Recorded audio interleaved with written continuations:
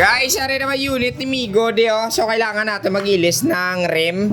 So papalitan natin ng helix yan. Tapos ang rear derailleur daw medyo matiga na. So kailangan natin tong repakin.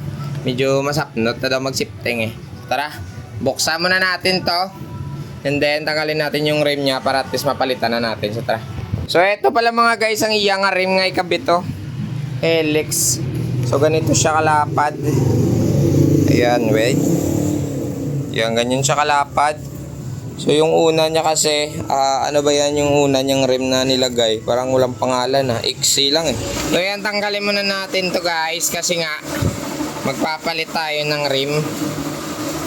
Ayan.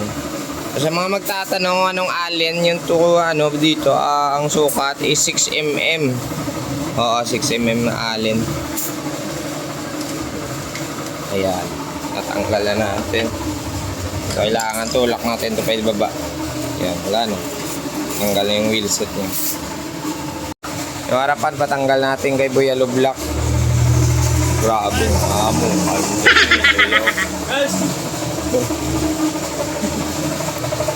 So, may plastic ka na wala pa? Or plastic ka? Plastic na. Plastic na.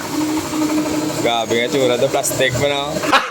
Gago! So kailangan natin tanggalin yung derailleur niya ay para mahugasan ta mamaya.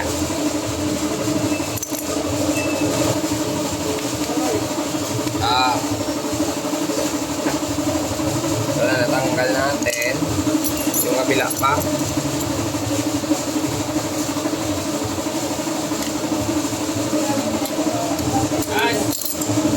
Yun, finally natanggal na natin.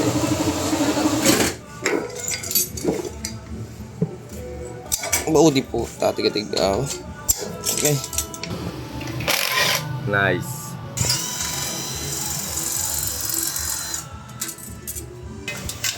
So ito mag-aalin muna tayo kasi para tamang higpit tayo dito.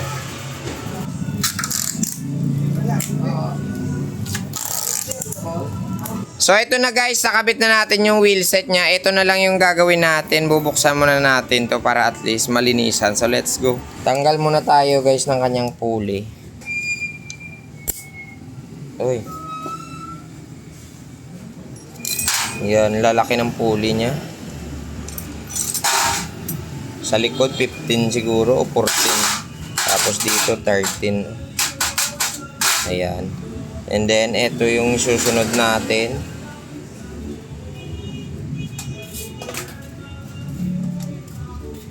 Tanggalin yan, bitawan na yan na. Tatanggalin na lang natin tong parang spindle nyo, yung kumakapit dito sa kanyang cage.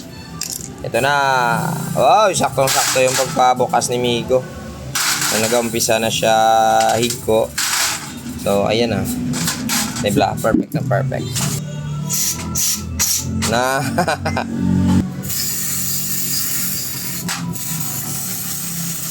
So ito na guys, finally natapos na natin yung rear derailleur niya na M5100. So ikakabit na lang natin sa unit. Kinatapos na naman ito ako dang yung rim mo. So tara, kabit muna natin. So bago pala yan, ito nalinisan na natin tsaka yung kadena niya. Pinaigat na lang na kami ubrata de Dreo. Let's go. Ito, lagyan na natin ito. Kasi nga dito natin yung igugulo. Be. Kita mo na butangan ko. I-brush sanda dahil eh. Noon. Yun, sumuot ang animal. So ito na, natapos ko na sa paglimpyo. Ayan. Agay. Wait lang, aray. O, ayan na. Tapos gamitan natin ang clutch. Siyempre ayaw niya umangat. So ganyan, perfect yung gawa natin. So ibabalik na lang natin para makita yung tagway sa unit. Let's go.